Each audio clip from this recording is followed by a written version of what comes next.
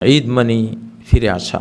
মূলত আমরা মুসলিমরা এই ঈদের মাধ্যমে আল্লাহর দিকে ফিরে আসি, আল্লাহ আমাদের দিকে ফিরে আসেন। তো আল্লাহর দিকে ফিরে আসার মানে আল কোরআনের দিকে ফিরে আসা, এবং আল কোরআনের যেই প্র্যাকটিক্যাল রূপ, যে বাস্তব রূপ সুন্নাহর মাধ্যমে নবীজি রেখে গেছেন। আজকের যে কোরবানি, এটি নবীজির সুন্নাহর মধ্যে আমরা দেখেছি।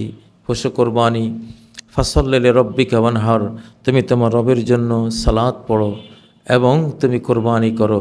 এই যে আদেশ, অথবা কুল ইন্না সলাতি ওয়া নুসুকি ওয়া মাহইয়ায়া ওয়া মামাতি লিল্লাহি রাব্বিল আলামিন, বলো আমার সালাত, আমার কোরবানি, আমার জীবন, আমার মরণ আল্লাহ রাব্বুল আলামিনের জন্য, লা শারীকা লাহু, তার কোনো অংশীদার নেই।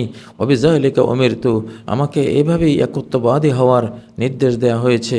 ওয়া আনা আউয়ালুল মুসলিমিন, আর যারা আত্মসমর্পণ করবে আল্লাহর কাছে তাদের মধ্যে আমি প্রথম ব্যক্তি, মানে এগিয়ে থাকা আত্মসমর্পণের ক্ষেত্রে। এটাই হলো আজকের আমাদের চেতনা। ঈদ উল আদহা ইসলামের সুমহান ইবাদত সমূহের মধ্যে একটি। এটার এই ঈদের মধ্যে একত্ববাদ শিক্ষা দেওয়া হয়েছে, কিভাবে আল্লাহর দিকে ফিরে আসতে হয়, কিভাবে হযরত ইব্রাহিম ইসমাইল আলাইহিমাসসালামকে ফলো করে, অনুসরণ করে কিভাবে আত্মোৎসর্গ করতে হয়। তারা আল্লাহর ইবাদতকে, আল্লাহর আনুগত্যকে নিজের কুপ্রবৃত্তির উপরে প্রাধান্য দিয়ে নিজেকে সম্পূর্ণ যেভাবে সঁপে দিয়েছেন, ঠিক সেভাবেই এই ঈদের মাধ্যমে আমরা আল্লাহর কাছে ফিরে এসে তার জন্য নিজেকে সঁপে দেব। আর আল্লাহ আমাদের কাছে ফিরে এসে তার জান্নাত আমাদেরকে সঁপে দেবেন। অনন্ত জীবনের সমস্ত সুখ ভোগ, তার সন্তুষ্টি, নেয়ামত সব কিছু তিনি আমাদেরকে ঢেলে দেবেন। প্রিয় বন্ধুরা, তো আসলে ঈদ উল আদহা এটি কোনো মাংস আর খাবারের ঈদ নয়। নবীজি বলেছেন, আইয়ামুত তাশরিক আইয়ামু আকলিন ওয়া শুরবিন ওয়া যিকরিন লিল্লাহ, এটি পানাহারের দিন, কিন্তু শুধু পানাহারের দিন নয়, ওয়া যিকরিন লিল্লাহ, আল্লাহর স্মরণের দিন। এখানে তো আল্লাহু আকবার লা ইলাহা ইল্লাল্লাহ আল্লাহু আকবার ওয়ালিল্লাহিল হামদ, এই যে তাকবীর, আল্লাহর বড়ত্বের যেই ঘোষণা, শ্রেষ্ঠত্বের যে ঘোষণা দেওয়া হয়েছে এই ঈদের মধ্যে, সব কিছুর ঊর্ধ্বে তিনি, আমার জীবনের চেয়ে, আমার সংসারের চেয়ে, আমার পরিবারের চেয়ে, আমার প্রিয় সকল কিছুর চেয়ে আল্লাহ হলেন ঊর্ধ্বে, তিনি হলেন শ্রেষ্ঠতম। তো জীবনে আল্লাহকে, আল্লাহর কিবরিয়াকে, আল্লাহর বড়ত্বকে মনোজগতে ধারণ করতে পারা, এইটা তো এই ঈদের অন্যতম তাৎপর্য। এই ঈদে যেমন তাওহীদ রয়েছে, তেমন সালাতুল ঈদ রয়েছে, তেমন আল্লাহর জিকির রয়েছে, আল্লাহর তাকবীর রয়েছে, তেমন সৃষ্টির প্রতি, দরিদ্রদের প্রতি রহমত, তাদেরকে আতিথেয়তা করা, তাদেরকে খাবার দেয়া, আল্লাহর জিয়াফতে তাদেরকে অংশীদার বানানো, সমস্ত কিছু এই তারবাবী দিকগুলো, মনোজাগতিক এই সৌন্দর্যগুলো এই ঈদের মধ্যে সন্নিবেশিত রয়েছে। আমরা এই ঈদকে যাতে পারস্পরিক কে কত বড় পশু কোরবানি করলাম এই গৌরবের বিষয় বানিয়ে না ফেলি, অথবা ঈদকে যাতে এক ধরনের শুধু ভোগের এবং বিলাসের বস্তু না বানিয়ে ফেলি। অবশ্যই এখানে ভোগ আছে, এখানে পানাহার আছে, আনন্দ আছে, আত্মীয়দের সাথে এখানে সম্মিলন আছে, স্ত্রী পরিজনের খোঁজ খবর নেয়ার বিধান আছে, কিন্তু সবচেয়ে বড় যেটা, সেটা হলো আল্লাহর দিকে ফিরে আসা, অন্তরকে আল্লাহর কাছে সমর্পণ করার মাধ্যমে, যেমনটি হযরত ইব্রাহিম আল খলিল করেছিলেন, যেমনটি ইসমাইল আলাইহিস সালাম করেছিলেন। আমরা তো তাদেরই স্মৃতিচারণ করছি, তাদের এই কোরবানির আত্মত্যাগের আমরা স্মৃতিচারণ করছি, তাদেরকে ফলো করছি আমরা। তো এই জন্য কোরবানির এই ঈদকে আমরা যাতে শুধু বাহ্যিক আচার অনুষ্ঠানে পরিণত না করি। আমরা নবীজি সাল্লাল্লাহু আলাইহি ওয়াসাল্লাম যেভাবে ঈদ করেছেন, তিনি আগে তাকবীর বলেছেন, তাকবীর, তার ছেলে মেয়ে স্ত্রী সবাইকে ঈদগাহে নিয়ে গিয়েছেন, তাকবীর বলতে বলতে গিয়েছেন, তাকবীর বলতে বলতে ফিরেছেন। তারপর সেখানে সালাত আদায় করেছেন, সালাত আদায় করেছেন। এমনটা যাতে না হয় একজন গরু কিনেছেন লক্ষ লক্ষ টাকা দিয়ে কিন্তু সালাত পড়ছেন না, এমনকি ঈদের সালাতও পড়েননি, 5 ওয়াক্ত সালাত পড়েন না, তো তাহলে এই কোরবানি নিরর্থক। কারণ সালাত ব্যতিরেকে আল্লাহ তাআলা মুসলিমদের কোনো ইবাদত কবুল করেন না। ফাইন কবিলাত সালাতুহু কবিলাত জামিউ আমালিহি, যদি কারো সালাত কবুল হয় তাহলে তার সব কর্ম আমল কবুল হবে, সালাত কবুল না হলে কোনো কর্মই কবুল হবে না। এই জন্যই ফাসল্লি লিরাব্বিকা ওয়ানহার, 5 ওয়াক্ত সালাত না পড়ে কোরবানি করতে গেলে কোরবানি আল্লাহ নেবেন না। সালাত পড়তে কি কোনো পয়সা খরচ হয়? কোনো পয়সা খরচ হয় না, অথচ সে সালাত পড়ছেন না, সালাতের প্রতি কোনো আগ্রহ নেই। কিন্তু কোরবানিতে যেহেতু খাবারের বিষয় আছে, কোরবানির জন্য সবাই ব্যতিব্যস্ত। পশু কিনতে গিয়ে আসর পড়লাম না, আসর কোরবানি করে দিলাম, তাহলে এই কোরবানির কী অর্থ হতে পারে?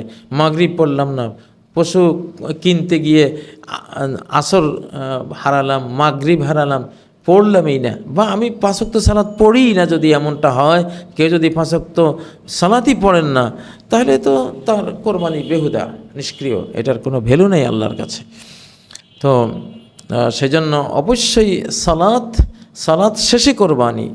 সূরা আল কাউসার আমরা কে না জানি, কম বেশ সবাই তো জানি, ফাসল্লি লিরাব্বিকা ওয়ানহার, ওয়ানহার লিরাব্বিকা ওয়াসাল্লি, এইভাবে বলেন যে কোরবানি করো তোমার রবের জন্য আর সালাত পড়ো। সালাত আগে, ফাসল্লি লিরাব্বিকা, হ্যাঁ, ইন্না সলাতি ওয়া নুসুকি, আমার সালাত এবং আমার কোরবানি। দেখুন, কোরবানির আগে হলো সালাত, নিজের নফসকে, নফসের শাহওয়াতকে, প্রবৃত্তিকে জমাই করে দেওয়া হয় এক সালাতের মাধ্যমে আর এক কোরবানির মাধ্যমে। তো সেজন্য অবশ্যই আমরা যাতে সালাতকে গুরুত্ব দিই, এবং ঈদের সালাত, ওয়াজাবাল খুরুজ আলা কুল্লি যাতিন নিতাকিন, ঈদগাহে যাওয়া ওয়াজিব প্রত্যেক সাবালিকা নারীর উপর। এবং নবীজির সারা জীবনের সুন্নাত ছিল ঈদগাহে মহিলাদেরকে নিয়ে যেতেন, স্ত্রী পরিজনকে নিয়ে যেতেন। বাংলাদেশে এই সংস্কৃতি, সুন্দর সংস্কৃতি শুরু হয়েছে, আরব বিশ্বে তো এটা আছেই, 1450 বছর থেকে আছে, আমাদের দেশেও এটা হওয়া দরকার। সম্মানিত ভাইগণ, তো ঈদের এই সময়টাকে যাতে আমরা আল্লাহর দিকে ফিরে আসার ব্যাপারে আমরা কাজে লাগাই। শুধু নতুন পোশাক পরলেই ঈদ হয় না, ভালো পশু কোরবানি করলেই ঈদ হয় না। ঈদ প্রকৃত অর্থে হয় আল্লাহর দিকে ফিরে আসার মনোবৃত্তি মনোজগতে পোষণ করলে। তো ঈদের দিনের যেই আমাদের লোকপ্রথাগুলো আছে, যে আমরা এক পথে যাব আর এক পথে ফিরব, সুন্দর পোশাক পরব, সুবাস মাখব, ঈদের দিন সকালে আমরা গোসল করব এবং কোরবানির ঈদ প্রত্যুষে উঠে ঈদগাহে চলে যাব।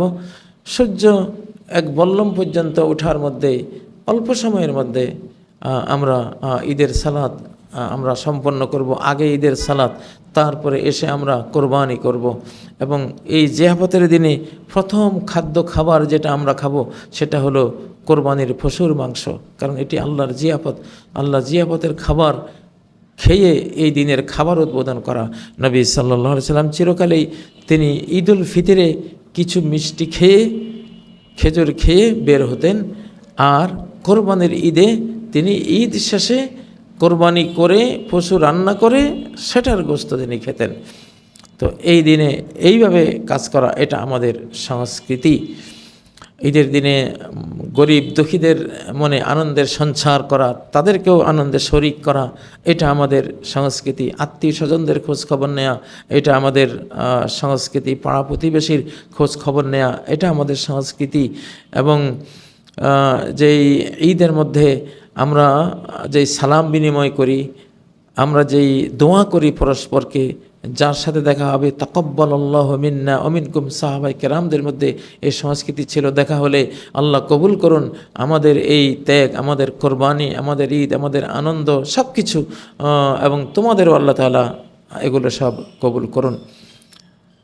আমরা যাতে ঈদের দিনকে পাপাচারের দিন বানিয়ে না ফেলি। আজকে যে অনৈতিক সয়লাব চলছে, যে বেহায়াপনা চলছে, যে বেপর্দা বেহিজাব আচরণ চলছে, অর্থাৎ অপবিত্রতা যে সমাজে ছেয়ে গেছে, যে অপবিত্রতা সমাজে বেড়ে গেলে সে সমাজ আল্লাহ ধ্বংস করে দেন। এখান থেকে অবশ্যই আমাদেরকে দূরে সরতে হবে, অবৈধ মেলামেশা থেকে আমাদেরকে দূরে থাকতে হবে। অবশ্যই বৈধের কোনো অভাব নেই, বৈধ পথে চলার সমস্ত আয়োজন ইসলামে আছে। আমরা যাতে সেই বৈধ পথেই এগিয়ে যাই, আল্লাহ আমাদেরকে তৌফিক দান করুন। সুবহানাকাল্লাহুম্মা ওয়া বিহামদিক আশহাদু আল্লা ইলাহা ইল্লা আনতা আস্তাগফিরুকা ওয়া আতুবু ইলাইক। আসসালামু আলাইকুম ওয়া রাহমাতুল্লাহি ওয়া বারাকাতুহু।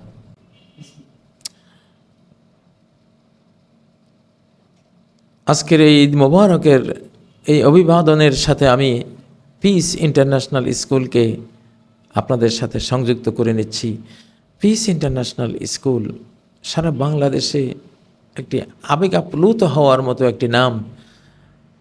আমরা জানি এই পিস স্কুলের প্রতি সারা বাংলাদেশে কী ধরনের আবেগ ছিল। শতাধিক পিস স্কুল যখন বন্ধ হয় তখন এদেশের লক্ষ কোটি মানুষ কান্না করেছে, দুঃখ পেয়েছে। তো আলহামদুলিল্লাহ সে পিস ইন্টারন্যাশনাল স্কুল আবার বাংলাদেশে চালু হয়েছে, আমাদের মাধ্যমে সেটা চালু হয়েছে। আমি যেখানে বসে আছি এটি পিস ইন্টারন্যাশনাল স্কুল। এখানে আমরা শিশুদের জন্য আই লেভেল ব্যবস্থা করেছি। আই লেভেল মানে ইসলামিক লেভেল। আমরা ও লেভেল এ লেভেলের আগে একটি ইসলামিক লেভেল এখানে দিয়েছি, যাতে আপনাদের শিশুরা, আমাদের ভবিষ্যৎ প্রজন্ম তারা এখানে এসেই হাফেজে কোরআন হতে পারে এবং আলেমে কোরআনের ট্রান্সলেশন তারা শিখতে পারে, ইংরেজি ভাষায়, বাংলা ভাষায় কোরআনকে বুঝিয়ে দিতে পারে।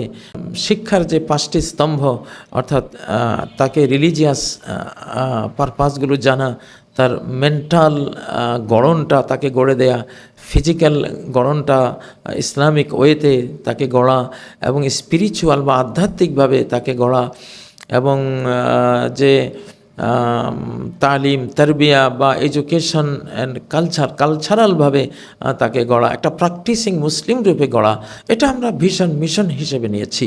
এটি আমাদের জাতি গড়ার প্রকল্প। আমরা শিশুদের সাথে খেলছি, শিশুরা এখানে আসবে, এখানে খেলবে, এখানে ঘুমাবে, এখানে মনের সুখে পড়বে, অর্থাৎ brain compatible learning, brain based learning. কোনো প্রেশার নেই এখানে, কোনো রকমের তাকে বিট করার মতো, আঘাত করার মতো কোনো আচরণ, কোনো কথা, কোনো কিছুই এখানে আলহামদুলিল্লাহ অ্যালাউড না।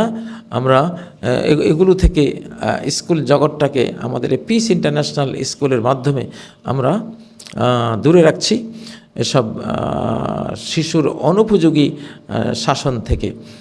Religion is good for kids, এটা বর্তমান সারা বিশ্বে জাতিসংঘের মাধ্যমে এটা ছড়িয়ে গেছে যে ধর্ম আসলে শিশুকালের জন্য খুবই উত্তম একটি বিষয়। ইসলাম তো বলে দোলনা থেকে কবর পর্যন্ত রিলিজিয়ন আমাদের গুড ফর অল, তো এটা তো হবেই, কিন্তু শিশুকালে এটা বেশি। তো আমরা এখানে অন্ধ হাফেজ বানাই না, কোরআন হাফেজ বানিয়ে আবার তাকে তরজমা, অনুবাদ শিখিয়ে দিই। কারণ না বুঝে মুখস্থ করার অভ্যাস শিশুর প্রতিভাকে ধ্বংস করে। একটা জিনিস না বুঝার অভ্যাস গড়ে তুললে আস্তে আস্তে সে না বুঝাতে অভ্যস্ত হয়ে যায়। এই জন্য আমরা বুঝিয়ে এটাকে পড়াবার সিস্টেম এখানে চালু করেছি আলহামদুলিল্লাহ। আমাদের আই লেভেল একটি সমৃদ্ধ লেভেল। এই আই লেভেলের পরে সে যখন ও লেভেল এ লেভেল করবে, তখন ধর্মের দিক থেকে, কালচারের দিক থেকে, মেন্টাল, ফিজিক্যাল, স্পিরিচুয়াল দিক থেকে, রিলিজিয়াস পারপাসগুলোর দিক থেকে, ধর্মীয় অনুশীলন, সব কিছুর দিক থেকে সে পারফেক্ট একটি মুসলিম সন্তান হিসেবে ইনশাআল্লাহ সে গড়ে উঠবে। যেখানে যাবে সে তার আত্মপরিচয় হারিয়ে বসবে না ইনশাআল্লাহ, বরং অন্যদেরকে সে সুন্দরের প্রতি আহ্বান দিতে পারবে, কল্যাণের পথে সে আনতে পারবে। আমরা এরকমই একটি মিশন নিয়েছি। আল্লাহ আপনাদের সন্তানদেরকে পিস ইন্টারন্যাশনাল স্কুলের জন্য কবুল করুন। তাকাব্বালাল্লাহু মিন্না ওয়া মিনকুম। সুবহানাকাল্লাহুম্মা ওয়া বিহামদিক আশহাদু আল্লা ইলাহা ইল্লা আনতা আস্তাগফিরুকা ওয়া আতুবু ইলাইক। আসসালামু আলাইকুম ওয়া রাহমাতুল্লাহি ওয়া বারাকাতুহু।